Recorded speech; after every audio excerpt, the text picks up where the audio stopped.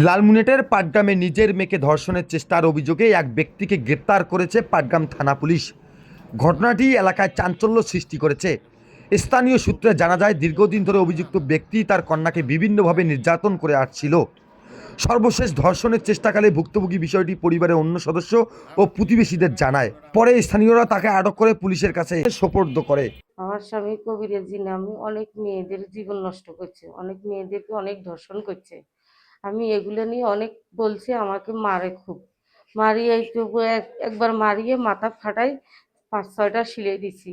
আবার মারিয়ে হাতে হাতে এমনভাবে কাটছে যা 4-5টা সিলাই, ফির একবার হাত ভাঙিয়ে দিছে। আমি ওগুলো নিয়ে বাধা করলে আমার সাথে এমন করে। তাও আমি কোনোদিন কোনো জায়গায় অভিযোগ জানাইনি। এখন যখন দেখলাম আমার মেয়ের দিকে হাত বাড়াইছে, তার জন্য আমি অভিযোগ জানাইতে আসলাম। আপন মেয়ের দিকে? জি। আচ্ছা, এরকম কতগুলো মেয়ের সাথে সে অনৈতিক কার্যকলাপ ওয়াই করছে? হাজার মেয়ের সাথে হবে। আপনার কাছে এরকম আমার প্রমাণ? কাছে প্রমাণ আছে, 5টা মেয়েরই প্রমাণ আছে। সে কি করতো? এগুলা অভিযান রাখতো কিভাবে? ওদেরকে এ মানে এমনভাবে কথার জালে ফেলাইতো, ভিডিও করে, ভিডিও করে ওদেরকে আবার ট্র্যাক করে। মানে কি জানি যা মানুষে বলে না যে ব্ল্যাকমেইল যেটাকে বলে। ব্ল্যাকমেইল যেটা বলে, ওই ব্ল্যাকমেইল করে। ব্ল্যাকমেইল করিয়ে তারপর আবার আনে। ওদেরকে আবার আনে।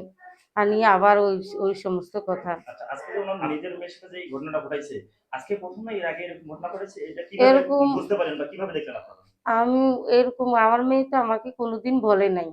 হঠাৎ করে পরশুদিনে বলল যে, আম্মু, আব্বু আমার সাথে অনেক মানে জোর জবরদস্তি করে।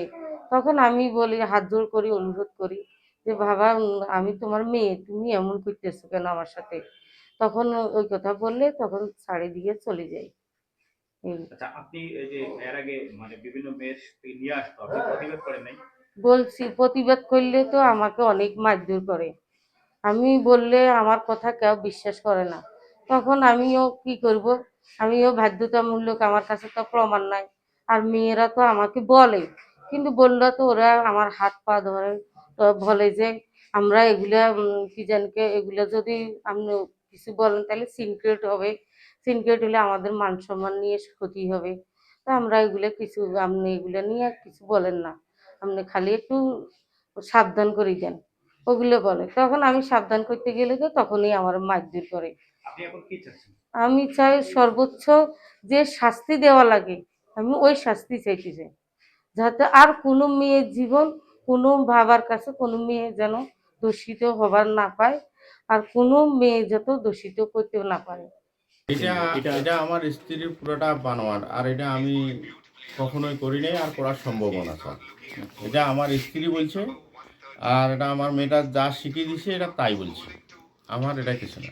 পাটগ্রাম স্টেশন পাড়া রবিউল ইসলাম কবিরাজ নামের একজন ব্যক্তি তার মেয়েকে ধর্ষণের চেষ্টা করে এবং তার মেয়ে বাধা দিলে, স্ত্রী বাধা দিলে স্ত্রীকেও মারধর করে, স্ত্রী আহত হয়। এই সংবাদ প্রাপ্তির সাথে সাথে সেখানে অভিযান পরিচালনা করে রবিউল ইসলাম কবিরাজকে গ্রেপ্তার করে নিয়ে আসি। এজাহার প্রক্রিয়াধীন, যথাযথ আইনগত ব্যবস্থা গ্রহণ করা।